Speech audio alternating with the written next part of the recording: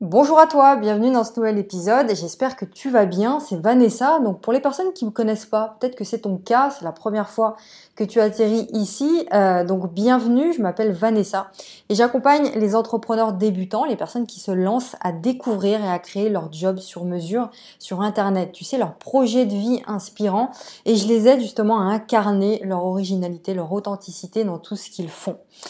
Voilà, donc le but de ce podcast-là, ça va être de répondre à une question qu'on m'a posé la semaine dernière sur Instagram. Donc tu le sais peut-être que chaque semaine, tous les mardis, je demande à mon audience, aux personnes qui me suivent sur Internet, de me poser l'ensemble de leurs questions. Ils rencontrent peut-être un problème dans leur projet ou autre, et je leur demande de me poser ces questions-là pour que je puisse y répondre dans les podcasts et dans les vidéos. Alors d'ailleurs, si tu n'es toujours pas abonné à mon Instagram, je t'invite à aller le faire maintenant. Tu peux mettre sur pause ce podcast et puis aller t'abonner. Donc je partage régulièrement, enfin quotidiennement, des stories, des choses dont je ne partage nulle part ailleurs. Donc n'hésite pas à aller t'abonner. Alors, je vais répondre à une question qui est, voilà, j'ai tout un tas d'idées de création d'entreprise pour créer mon entreprise sur Internet, mais par contre, j'ai l'impression que je dois créer des choses innovantes, que je dois trouver une idée innovante, tu vois, une idée originale, un concept qui n'existe nulle part ailleurs. Pour que je puisse gagner de l'argent, il faut que je fasse ça. Et je vais répondre à ça, est-ce qu'il faut, oui ou non, trouver une idée originale pour créer ton entreprise et vivre de ta passion ? Alors généralement, lorsqu'on se lance dans l'entrepreneuriat, on se dit qu'il faut trouver une idée originale. Tu vois, une idée qui ne se retrouve nulle part ailleurs, qui n'existe pas. Parce qu'on se dit finalement, comme ça, je suis sûre que je vais tout rafler sur mon passage, que je vais vraiment gagner beaucoup d'argent puisqu'il n'y a personne d'autre qui le fait. Et donc, j'ai envie de te dire ici que tu te trompes complètement si tu penses ça. Et je vais t'expliquer pourquoi. Donc déjà, je reprends, quand on se lance, encore une fois, on est tout nouveau, on débute dans l'entrepreneuriat, on se dit que vu que c'est une idée originale, mon business va se voir. C'est-à-dire que ça fait un peu comme, tu vois, tu te balades et tu vois un pré et il y a un troupeau de vaches. Et puis parmi le troupeau de vaches blanches et noires, il y a une vache qui sort du lot parce qu'elle est violette, tu vois. Alors là, impossible de ne pas la voir, tu la rates pas. Elle est violette et donc tu te dis que ton business c'est exactement la même chose. Que si tu crées quelque chose d'original, quelque chose de complètement différent, eh bien on va te voir beaucoup mieux que les autres. Sauf que ton business à toi, c'est pas une vache. Tu vois, ça n'a rien à voir avec ça. Ça marche pas comme ça. Ce qui est signe d'une bonne idée, au contraire, de quelque chose qui peut durer, c'est justement l'inverse. C'est-à-dire que si dans ta thématique, sur ton marché, tu vois qu'il existe déjà des concurrents, c'est une bonne chose. Si tu vois qu'il y a déjà des personnes qui font la même chose que ce que tu veux lancer, c'est une bonne chose. Ça signifie que le marché est mûr, que le marché est mature et qu'il existe surtout des clients, des personnes qui achètent des produits et des services sur ce marché-là. Donc il y a des gens qui allouent une partie de leur budget mensuellement ou annuellement à acheter ces produits sur ce marché-là ou des services sur ce marché-là. Donc c'est un signe de bonne santé sur ce marché-là. Tu vois, donc c'est vraiment l'inverse de la fausse idée de croire qu'il faut trouver un truc original.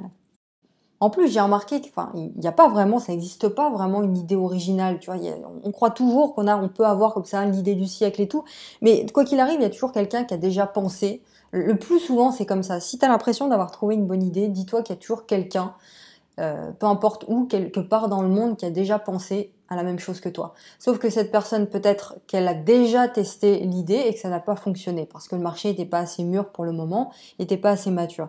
Donc ce qui fait que tu vas créer justement une entreprise qui va durer sur le long terme et qui va être profitable pour toi avec les mois et les années, c'est un trio de choses. C'est trois choses. Si tu veux, c'est une combinaison de trois choses. Écoute bien ce qui suit, c'est là où c'est vraiment super important. Tu dois identifier le problème que vivent tes clients idéaux, tes clients préférés, je préfère les appeler comme ça, et que tu sais résoudre toi personnellement. Donc, tu dois te connaître un minimum. C'est pour ça que j'insiste tous les jours sur l'importance du développement personnel, que pour moi, on ne peut pas parler d'entrepreneuriat sans parler de développement personnel à un moment donné, tu vois. L'importance du développement personnel dans ta réussite. Le marketing, c'est très bien. Les stratégies, connaître les techniques, des astuces, des outils, c'est très bien. Mais c'est pas suffisant. Si tu ne sais pas dans quoi tu es bon, si tu ne sais pas, si tu n'as pas réfléchi à des problèmes que tu as résolus dans ta vie qui t'ont amené là où tu es aujourd'hui, si tu n'as pas fait le point avec toi-même là-dessus, ça va être super compliqué de durer sur le temps, même si tu as les meilleures stratégies du monde. Donc c'est cette combinaison de trois choses. identifier un problème. Deuxièmement, que vivent tes clients préférés, donc identifier qui sont ses clients préférés et que toi, tu sais résoudre personnellement. Ça, c'est la troisième des choses. Donc, c'est ça qui va te permettre de créer quelque chose de durable et de profitable. Donc, tu vois, il n'y a aucune originalité à ça. Et c'est ça, au début, on se dit, bah voilà, quand on a mis la main sur ce dont on est capable de résoudre dans la vie de nos clients, ben on se dit finalement, mais il y a déjà plein de monde qui répondent déjà à cette question-là. En quoi moi je serais capable de mieux faire qu'eux? Il n'y a rien de nouveau là-dedans et donc ce que je vais dire, ça va rien apporter de plus que ce qui se fait déjà. Il y a des gens qui expriment déjà ces choses-là beaucoup mieux que moi et depuis plus longtemps que moi, donc moi je suis pas crédible pour le faire.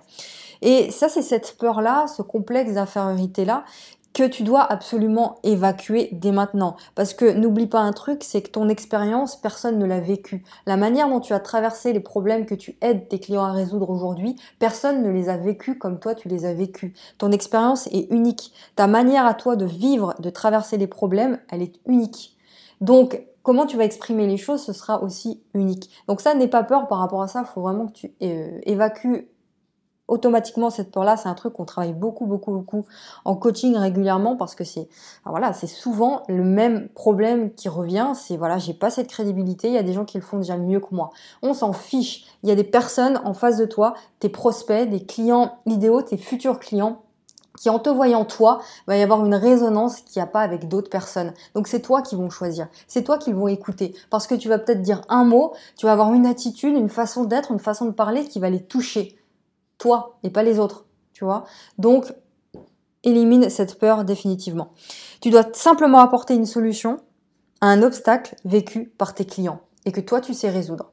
Voilà, donc j'espère qu'il n'y a pas une déception, que je suis pas en train de te décevoir parce que ça paraît simple, effectivement, et ça l'est d'ailleurs, c'est super simple. Et ne cherche pas à compliquer les choses à tout prix. Ne cherche pas à compliquer, laisse les choses simples telles qu'elles sont. Donc si cette combinaison-là est remplie de ces trois choses, un problème, client préféré que tu sais résoudre, bah ça fait pas tout évidemment, bah voilà, mais c'est la base de ton entreprise pour qu'elle dure sur les années. Ok? Donc à la question, faut-il trouver une idée innovante pour créer une entreprise rentable et vivre de ta passion?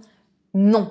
Si ton idée innovante, par contre, permet justement de répondre à un problème précis rencontré par tes clients idéaux et que tu sais personnellement résoudre, ok. Mais sinon, c'est pas nécessaire, c'est pas le critère principal.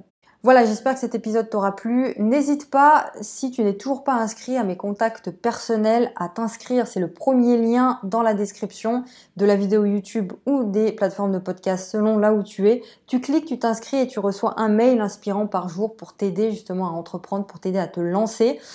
Tu t'inscris, c'est le premier lien dans la description. Et puis moi, je te retrouve demain pour une prochaine vidéo ou un prochain podcast. N'hésite pas, si tu as des questions aussi, à les mettre en commentaire et à me dire ce que tu en as pensé. Je te souhaite une bonne journée. À demain.